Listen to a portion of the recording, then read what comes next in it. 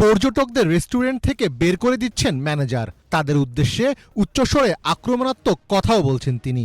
না, তারা কোনো অপরাধী নন। তাদের প্রতি এই বিরূপ আচরণের কারণ তারা ইসরায়েলের নাগরিক। ঘটনাটি ঘটেছে স্পেনের ভিগো শহরের মিমাসা রেস্টুরেন্টে।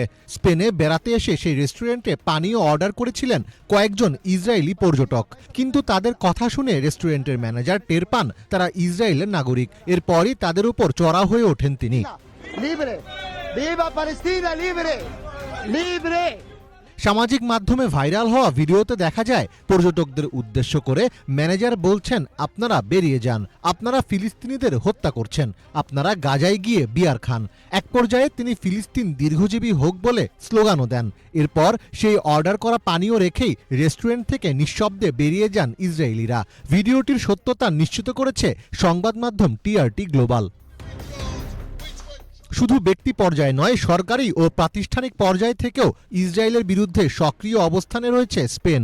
2023 সালে স্পেনের প্রধান শহরগুলোতে ফিলিস্তিনে ইসরায়েলের আগ্রাসনের প্রতিবাদে মিছিল শুরু হয়। তার পরের মাসেই স্পেন সরকার ঘোষণা দেয়, ইসরায়েলের জন্য নতুন কোনো অস্ত্র রপ্তানির লাইসেন্স অনুমোদন করা হবে না। 2024 সালে স্পেনের শিক্ষার্থীরা ইসরায়েলের বিশ্ববিদ্যালয়ের সঙ্গে যৌথ গবেষণা বাতিলের দাবিতে আন্দোলন শুরু করে। একই বছর স্পেনের পার্লামেন্টে ফিলিস্তিনকে রাষ্ট্র হিসেবে স্বীকৃতি দেওয়ার বিষয়ে বিতর্ক অনুষ্ঠিত হয়। বিভিন্ন প্রক্রিয়া শেষে চলতি বছরের মে মাসে ফিলিস্তিনকে আনুষ্ঠানিকভাবে রাষ্ট্র হিসেবে স্বীকৃতি দেয় স্পেন, আয়ারল্যান্ড ও নরওয়ে। শুধু স্পেন নয়, ইসরায়েলের বিরুদ্ধে গুরুত্বপূর্ণ রাজনৈতিক, অর্থনৈতিক ও কূটনৈতিক পদক্ষেপ নিয়েছে ইউরোপের একাধিক দেশ।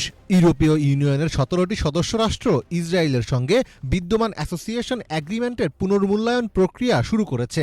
এই চুক্তির মাধ্যমে ইসরায়েল ইউরোপীয় বাজারে শুল্কমুক্ত সুবিধা পায়, যা স্থগিতের দাবি উঠেছে। কিছু ইউরোপীয় রাষ্ট্র ইসরায়েলের সামরিক সরঞ্জাম ও প্রযুক্তি রপ্তানি বন্ধে উদ্যোগ নিয়েছে। ইতোমধ্যে বেলজিয়াম, ইতালি ও নেদারল্যান্ডস ইসরায়েলে অস্ত্র রপ্তানির লাইসেন্স স্থগিত করেছে। ইউরোপের অনেক বিশ্ববিদ্যালয় ও গবেষণা প্রতিষ্ঠান ইসরায়েলি প্রতিষ্ঠানের সঙ্গে সহযোগিতা স্থগিত করেছে। ছাত্র শিক্ষকদের বিক্ষোভে বহু বিশ্ববিদ্যালয় একাডেমিক বয়কট মেনে নিতে বাধ্য হচ্ছে। ইউরোপীয় আইন প্রণেতারা ইসরায়েলের বিরুদ্ধে আন্তর্জাতিক অপরাধ আদালত ও আন্তর্জাতিক বিচার আদালতে অভিযোগ জমা দেওয়ার আহ্বান জানিয়েছেন। ইসরায়েলের বিরুদ্ধে বহুজাতিক নিষেধাজ্ঞা ও বয়কট প্রচারণা চালাচ্ছে অ্যামনেস্টি, হিউম্যান রাইটস ওয়াচ সহ বিভিন্ন এনজিও ও মানবাধিকার সংস্থা। এছাড়া ইউরোপের অনেক শহরে ইসরায়েল বিরোধী অবস্থানে নিয়মিত বড় আকারে প্রতিবাদ মিছিল ও জনসমাবেশ হচ্ছে। মীর ফজলে রাব্বি।